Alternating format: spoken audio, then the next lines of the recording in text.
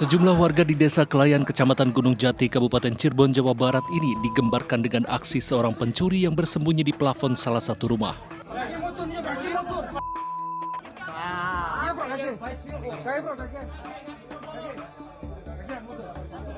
Selama 4 jam, pelaku yang terpergok saat mencuri pompa air itu bersembunyi untuk menghindari kejaran warga.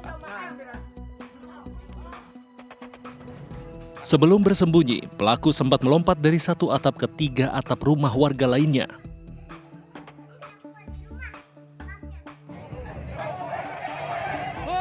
Pelaku akhirnya menyerah karena sudah lemas dan segera diamankan warga. Warga yang kesal berusaha menghakimi pelaku sebelum digiring ke kantor polisi. Percobaan pencurian, yaitu sebuah yang berada di toko ataupun di warung pecel lele. Namun demikian, barang tersebut belum sampai dibawa. Artinya itu masih percobaan pencurian 363 atau 53 pasal KUH pidana.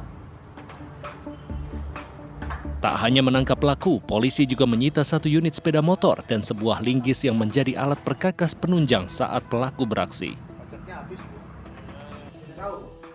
Dari Cirebon, Jawa Barat, Abdul Rahman untuk CSI RTV.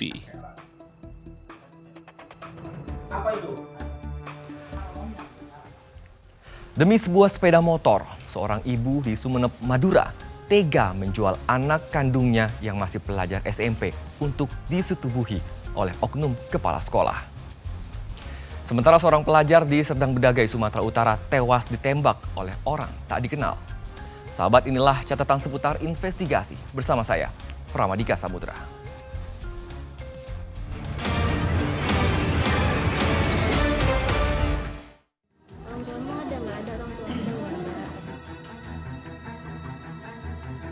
Remaja 14 tahun ini meregang nyawa akibat ditembak oleh orang tak dikenal. Terdapat luka tembak di bagian dada dan punggung korban. Sempat mendapat perawatan medis di Rumah Sakit Umum Sawit Indah, namun naas nyawa korban tak dapat tertolong. Sebelumnya peristiwa penembakan itu terjadi di Jalan Lintas Sumatera Medan Tebing Tinggi, tepatnya di depan pintu masuk pabrik kelapa sawit di lingkungan Pasiran, Kelurahan Simpang 3 Pekan, Kecamatan Perbaungan, Kabupaten Serdang Bedagai pada hari Minggu dini hari. Korban saat itu bersama 3 orang temannya sedang mengendarai sepeda motor. Namun tiba-tiba datang dari arah Lubuk Pakam, orang tak dikenal dengan mobil minibus berwarna hitam dan menembak korban. Usai diotopsi di Rumah Sakit Bayangkara Medan, jasad korban kemudian disemayamkan di rumah duka untuk selanjutnya dimakamkan. Saat olah TKP, di sekitar lokasi polisi menemukan 2 selongsong peluru tajam. Sementara ibu korban menyangkal bahwa anaknya terlibat geng motor yang kerap meresahkan warga. Enggak mungkin dia berani, anaknya pun penakut, Om. Enggak ada berani sama orang. Senjata apa yang dipegang dia? Enggak percaya saya, Om. Baik anaknya, Om. Jadi kami sedang bekerja beserta seluruh personil, sedang mengumpulkan bukti-bukti dan mewawancarai beberapa saksi yang melihat langsung kejadian untuk bisa membuat terang peristiwa ini. Hingga kini polisi masih terus menyelidiki kasus penembakan ini. Pihak keluarga juga meminta polisi untuk mengusut tuntas kasus penembakan tersebut. Dari Serdang Bedagai, Sumatera Utara, Wahyu Maulana untuk CSI RTV. Diduga hilang kendali, 1 unit truk bermuatan barang elektronik menabrak truk dari arah berlawanan di kawasan Jalan Lintas Sumatera, Kota Padang, Sumatera Barat. Akibat kecelakaan itu, sopir tewas terjepit badan truk.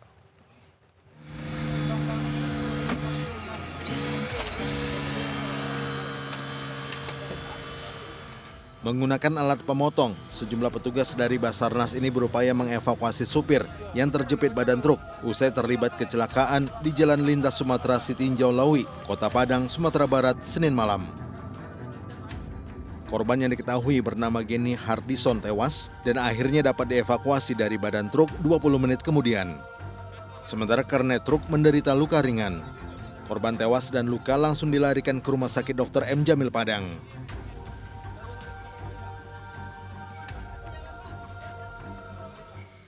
Untuk kejadian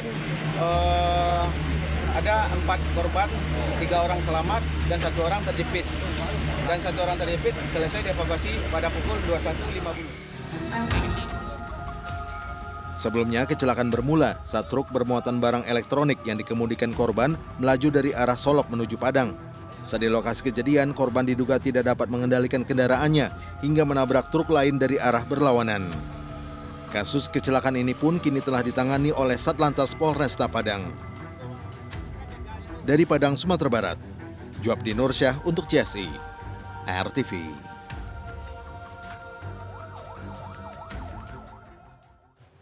Demi 1 unit sepeda motor, seorang ibu di Kabupaten Sumeneb, Madura tega mengorbankan anak kandungnya yang masih pelajar SMP untuk disetubuhi oleh seorang oknum kepala sekolah. Ulah bejat pelaku ini juga dilakukan dengan modus ritual penyucian jiwa.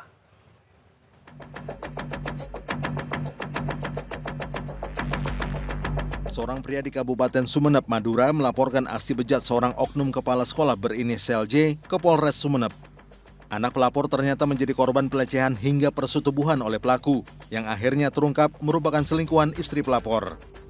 Istri pelapor diketahui juga menjadi guru SD di sekolah yang sama dengan pelaku. Dari hasil pemeriksaan polisi, pelaku sudah 5 kali menyetubuhi korban yang masih berusia 13 tahun. Selama itu, ibu korbanlah yang terus mengantarkan sang anak untuk bertemu pelaku dengan modus ritual penyucian jiwa. Pelaku juga ternyata menjanjikan 1 unit sepeda motor kepada kekasih gelapnya itu. Dari hasil penyelidikan sudah terjadi 5 kali. 5 kali. Dengan lokasi yang sama atau berbeda? Lokasi berbeda, yang 3 di Sumeneb, yang 2 di hotel salah satu Surabaya. Selain dengan motif ritual, apa mungkin ada motif lain? Alasannya ritual biar tidak diketahui hubungan perselingkuhan antara tersangka dengan ibu korban. Akibat perbuatannya, ibu korban terancam dijerat pasal pidana perdagangan orang dengan hukuman maksimal 15 tahun penjara. Begitu pula dengan oknum kepala sekolah J, terancam hukuman maksimal 15 tahun penjara dengan dijerat pasal perlindungan anak serta pemerkosaan.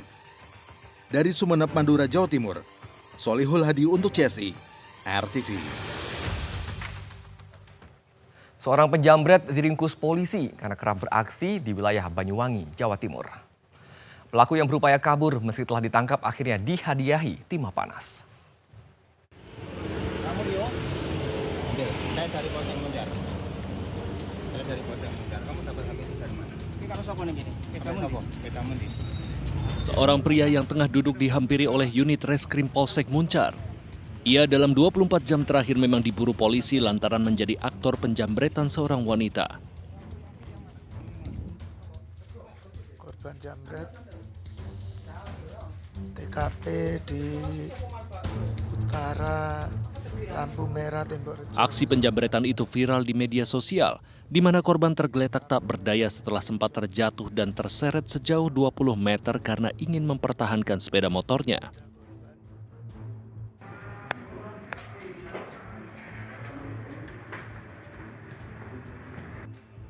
Pria asal Lampung ini terpaksa dihadiahi timah panas karena sempat mencoba melarikan diri setelah ia ditangkap.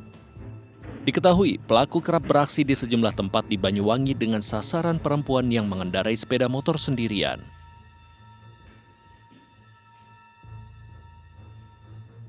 Di Jalan Raya Tembok Rejo, pelaku menarik tas daripada korban sehingga korban jatuh sampai luka. Berdasarkan kejadian ini modusnya sama, mereka narik, yang kedua ini sampai terseret kurang lebih 20 meter sehingga korban luka juga.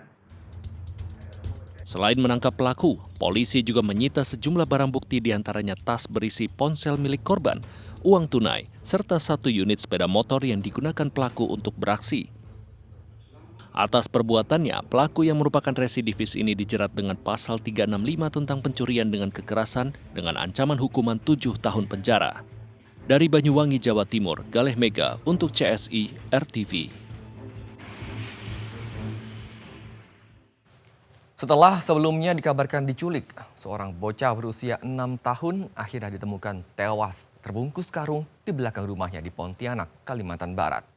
Apa yang menimpa korban hingga hidupnya harus berakhir senaas ini?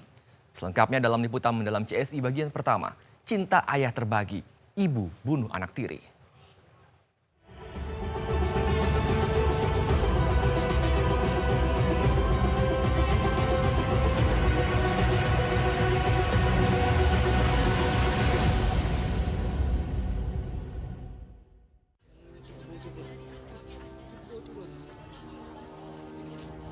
Kamis malam, ratusan warga di Gang Purnama Agung 7, Pontianak, Kalimantan Barat berkumpul di depan sebuah rumah. Mereka mendapatkan kabar jika Ahmad Nizam Al-Fahri yang dikabarkan hilang diculik akhirnya ditemukan. 2 hari ikut membantu pencarian. Warga dikejutkan lantaran Nizam ternyata ditemukan di belakang rumahnya dan sudah dalam kondisi tak bernyawa. Terlebih saat ditemukan, kondisinya sangat mengenaskan. Jenazah Nizam terbungkus karung serta sudah mengeluarkan aroma tak sedap, tanda ia sudah meninggal dunia beberapa hari sebelumnya.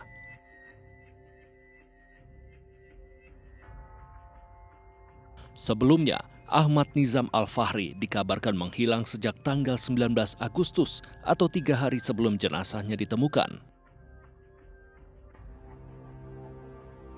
Kala itu, beredar narasi jika Nizam diculik oleh 2 orang yang mengaku merupakan utusan ibu kandungnya.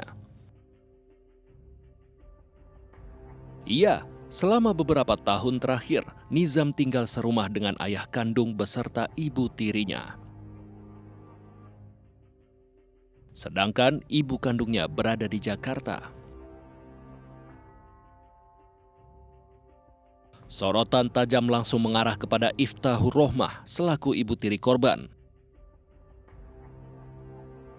Bukan tanpa alasan, lantaran sebelum narasi penculikan itu beredar, Nizam diketahui sempat mendapatkan luka misterius di bagian telinga kirinya. Kala itu, ibu tiri korban mengaku jika ia tidak tahu menahu soal luka tersebut. Hingga akhirnya warga mencoba membantu mencari Nizam dengan mengecek kamera CCTV yang berada di sekitar komplek perumahan. Narasi kehilangan dan penculikan akhirnya terbantahkan.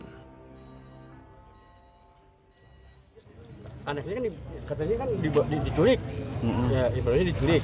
Ternyata secara CCTV tidak ada. Tapi korban sendiri Pak, selama ini terakhir terlihat tuh kapan Pak? Nah itu dah yang sekolah kemarin, itu masih dapat Pak CCTV-nya. Di antara yang tukang antarnya, kayaknya sih sandiwara barangkali Pak, kan bilangnya hilang ya. Di situ ditangkap. Ternyata tuh yang buat itu dia rupanya, yang buat menyebarkan tuh.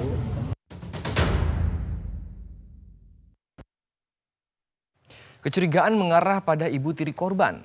Jika benar ia dalang di balik kekejian ini, apa motif yang mendorong pelaku tega berbuat sejahat itu pada bocah berusia 6 tahun?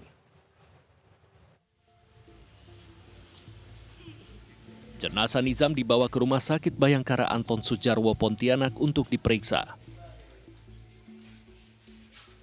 Terungkap jika pada jenazahnya terdapat banyak luka bekas penganiayaan. Ya, dari untuk sementara hasil luka tentunya karena ini baru malam, besok mungkin kita akan visum dalam untuk penyebab pasti kematiannya ini karena apa? Apakah ada penganiayaan? Yang jelas memang ini ada suatu perbuatan pidana, cuma untuk menguatkannya besok kita mau rencana otopsi. Tim Ditreskrimum Polda Kalbar pun memeriksa sejumlah saksi, terutama ayah korban yang pertama kali menemukan jenazah anaknya di belakang rumah setelah beberapa hari dinas keluar kota. Dari keterangannya, hampir dapat dipastikan pelakunya tak lain adalah Iftahur Rohmah, ibu tiri korban. Suami ayah dari korban membawa istrinya gitu untuk memperjelas ini perbuatannya ini untuk tahu siapa sih, apa betul ini ada pelaku lain atau tidak. Ternyata memang dari hasil pemeriksaan sementara memang pelakunya itu yang ada ibu tiri daripada si korban.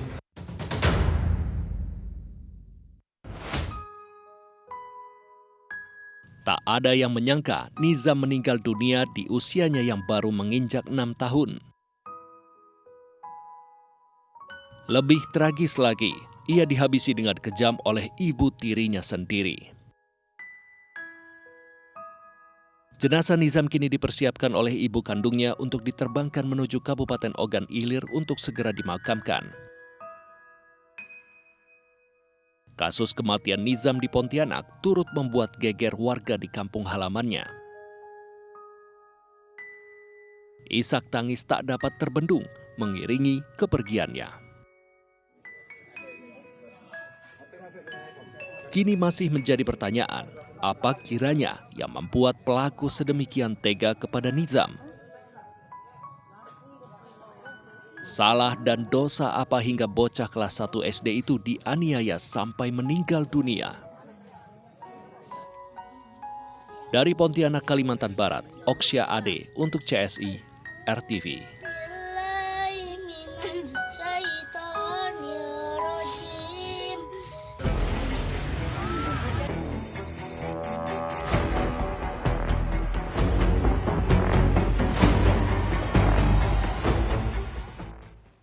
Berkendara dengan selamat di jalan raya tidak hanya membutuhkan keahlian, namun juga kewaspadaan dan kepatuhan dalam berlalu lintas. Dan berikut tips dari Brigadir Putu agar Anda terhindar dari maut di jalan raya. Halo sahabat RTV, pelanggaran lalu lintas terjadi hampir setiap hari. Dan kali ini ada pelanggaran lalu lintas apa yang sudah terekam? Mari kita lihat bersama-sama videonya. Ya sahabat, ini kita lihat ya adalah sebagian kecil dari kumpulan video pelanggaran lalu lintas pada jalur kereta api atau palang pintu kereta api. Mungkin di luar sana masih banyak sekali pengendara seperti di video ini, namun tidak terekam saja oleh kamera. Hal ini sungguh miris sahabat, di mana sudah jelas ada peringatan malah dengan sengaja dilawan. Peringatan ini kan untuk keselamatan kita juga sahabat. Ya, sahabat, palang pintu otomatis di perlintasan kereta api dirancang untuk melindungi pengendara dan pejalan kaki dari bahaya yang mungkin ditimbulkan saat kereta melintas. Hal penting yang harus kamu lakukan saat kereta api akan melintas adalah berhenti saat palang sudah turun dan alarm sudah berbunyi. Karena itu mengisyaratkan bahwa ada kereta yang sebentar lagi akan lewat. Bukan malah menambah kecepatan supaya tidak ikut antrian menunggu. Kan menunggu antrian kereta untuk melintas hanya sebentar sahabat, daripada kamu harus bertaruh nyawa seperti yang ada di video ini. Hal ini juga diatur pada Undang-Undang Lalu Lintas dan Angkutan Jalan pasal 114 sahabat, di mana pengemudi wajib berhenti ketika sinyal sudah berbunyi, palang pintu sudah mulai turun dan atau ada isyarat lain dari penjaga perlintasan kereta api. Pengemudi juga wajib untuk memberikan prioritas kereta api yang akan melintas. Nah sahabat, jika kamu nekat untuk menerobos palang pintu kereta api, kamu bisa terancam denda hingga pidana kurungan sesuai pasal 296 Undang-Undang Lalu Lintas dan Angkutan Jalan dengan denda Rp750.000 atau kurungan 3 bulan penjara. Aturan-aturan ini dibuat sahabat untuk memastikan keselamatan pengendara di perlintasan kereta api. Mengingat tingginya resiko kecelakaan yang bisa terjadi jika pengendara tidak mematuhi sinyal yang telah diberikan. Sanksi yang tegas pun akan diberikan petugas demi mencegah pelanggaran, menjaga ketertiban sehingga kemungkinan kecelakaan akan minim terjadi. Sahabat, rumah bakal calon gubernur Aceh Bustami Hamzah dilempari bom oleh orang tak dikenal. Tidak ada korban jiwa dalam insiden itu, namun ledakan merusak sejumlah pot tanaman yang ada di halaman rumah.